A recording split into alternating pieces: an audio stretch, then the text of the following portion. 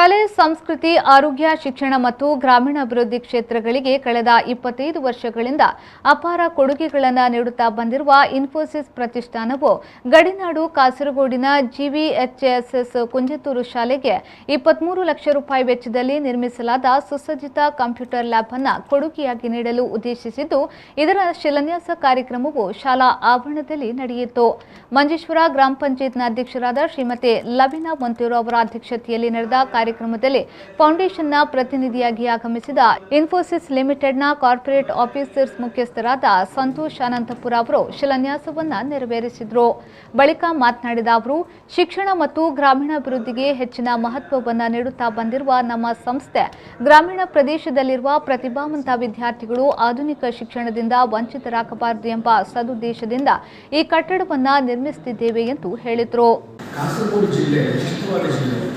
ಸಂಸ್ಕೃತಿಕ ಬಹು ಆಯಾಮ ಬಹು ಭಾಷೆಯ ಸಂಗಮವಾದ ಈ ಜಿಲ್ಲೆಗೆ ಏನು ಮಾಡಬಹುದು ಅಂತ ವಿಚಾರಿಸಿದಾಗ ಜಿಲ್ಲಾಧಿಕಾರಿಗಳನ್ನು ಕೇಳಿಕೊಂಡು ಹಲವು ವಿಷಯಗಳು ನಮ್ಮ ಮುಂದೆ ಬಂದು ಅದನ್ನು ನಾವು ಆಯ್ಕೆ ಮಾಡಿಕೊಂಡ ವಿಷಯ ಪ್ರೈಮರಿ ಎಜುಕೇಷನ್, ಪ್ರಾಥಮಿಕ ಶಿಕ್ಷಣ ವಿಷಯ.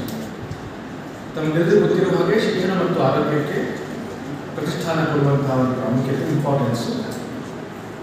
ಆ ನಿಟ್ಟಿನಲ್ಲಿ ಆಯ್ಕೆ ಮಾಡಿದಂತಹ ಒಂದಿಷ್ಟು ಶಾಲೆಗಳ ಜಿಲ್ಲಾಡಳಿತ ಸ್ಕೂಲ್ನ ವಿದ್ಯಾರ್ಥಿಗಳು ಪುನಃ ಅದನ್ನು ಸ್ಕ್ರೂಟನೈಸ್ ಮಾಡಿದಾಗ ಅಲ್ಲಿ ಇಂಪಾರ್ಟೆನ್ಸ್ ಅಂದರೆ ಪ್ರಾಮುಖ್ಯತೆ, ಅವಶ್ಯಕತೆ ಏನು, ಶಿಕ್ಷಕ ಮತ್ತು ವಿದ್ಯಾರ್ಥಿ ಇದ್ದಾರೆ, ಅಲ್ಲಿ ನಿಜವಾದ ಕೊರತೆ ಏನಿದೆ ಅಂತ ವಿಚಾರ ಮಾಡಿದಾಗ ನಾವು ಆಯ್ಕೆ ಮಾಡಿಕೊಂಡ ಒಂದು ಶಾಲೆ ಕುಂಜತ್ತೂರಿನ ಈ ಶಾಲೆ.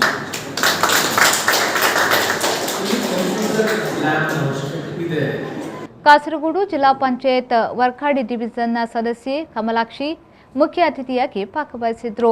ಕಾಸರಗೋಡು ಜಿಲ್ಲಾ ಶಿಕ್ಷಣಾಧಿಕಾರಿ ನಂದಿಕೇಶನ್ ಶುಭ ಹಾರೈಸಿದ್ರು.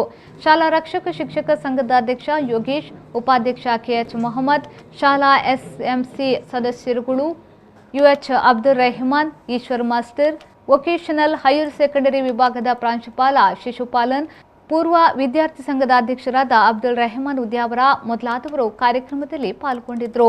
ಶಾಲಾ ಮುಖ್ಯೋಪಾಧ್ಯಾಯ ಬಾಲಕೃಷ್ಣ, ಅಧ್ಯಾಪಕರುಗಳಾದ ಅನಿತಾ, ಲಲಿತಾ, ಅಶ್ರಫ್, ಮೋಹಿನಿ ಮೊದಲಾದವರು ನೇತೃತ್ವವನ್ನು ನೀಡಿದರು.